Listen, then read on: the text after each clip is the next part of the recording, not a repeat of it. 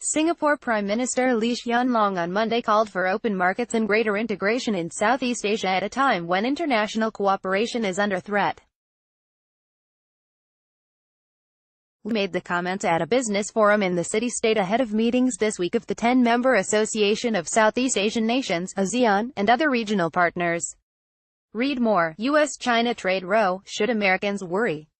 ASEAN has great potential, but fully realizing it depends on whether we choose to become more integrated, and work resolutely towards this goal in a world where multilateralism is fraying under political pressures, Lee said. Chinese Premier Li Keqiang and U.S. Vice President Mike Pence are expected at the meetings this week, along with Russian President Vladimir Putin, Indian Prime Minister Narendra Modi and Japanese Prime Minister Shinzo Abe. U.S. President Donald Trump, who pulled the U.S. out of the Trans-Pacific Partnership (TPP) trade deal and initiated a trade spat with China, will not be attending the summit after doing so last year. Trump and Chinese President Xi Jinping are set to hold talks at the end of the month in a widely anticipated meeting in Buenos Aires in a bid to tamp down tit-for-tat trade retaliation. The Association of Southeast Asian Nations, ASEAN, celebrated its 50th anniversary last year. Since its founding, the bloc has emerged as a beacon of unity in Southeast Asia, although it has often struggled to find consensus among members over key policy issues affecting the region's politics, security and the economy, among other things. The Sultanate of Brunei, located on the north coast of the island of Borneo, is one of the richest nations in the world. The small, oil-rich country is governed by its sultan as an absolute Muslim monarchy. Islam is the official religion in Brunei, with Sunni Muslims making up about 70% of the population. The Sultan also sees himself as the main custodian of religious beliefs in Brunei. Cambodia joined the ASEAN grouping in 1999, and during the past 10 years, the Cambodian economy has grown by at least 7% year after year. That makes it one of the fastest-growing economies in the world. But the unequal distribution of wealth and income is a problem, with many of the nation's around 16 million strong population stuck in abject poverty, especially in rural areas. Indonesia plays a salient role in ASEAN due to its status as the bloc's most populous member state as well as the world's most populous Muslim nation, with over 250 million inhabitants. The ASEAN Secretariat is also based in the country's capital, Jakarta. Indonesia, which comprises around 17,000 islands, is the world's largest archipelago nation and boasts Southeast Asia's biggest economy.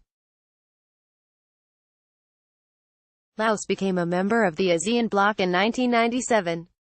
The country has a population of around 6.5 million. Around 80% of the inhabitants of the poor, landlocked and isolated communist country depend upon farming for their livelihood.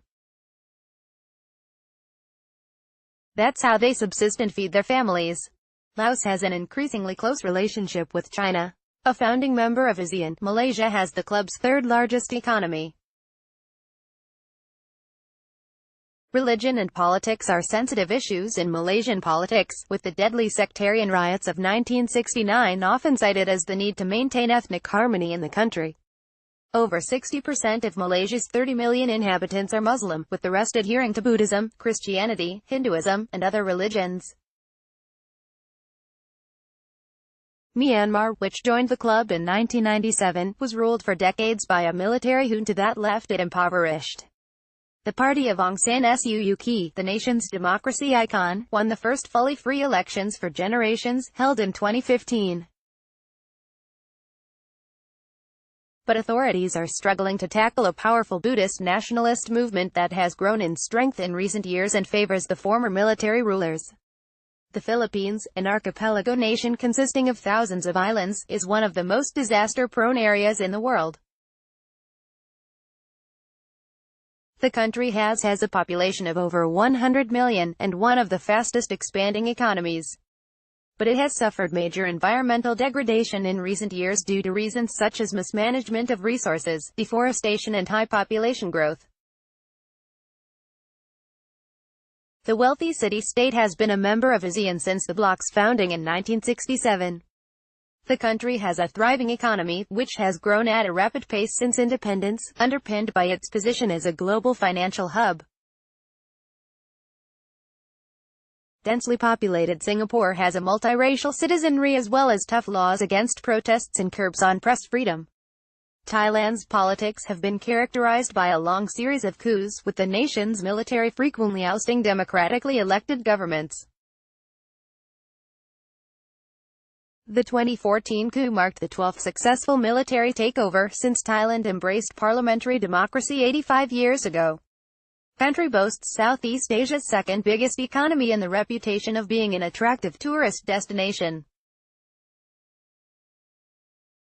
Vietnam has been ruled by a one-party communist state since the end of the Vietnam War in 1975.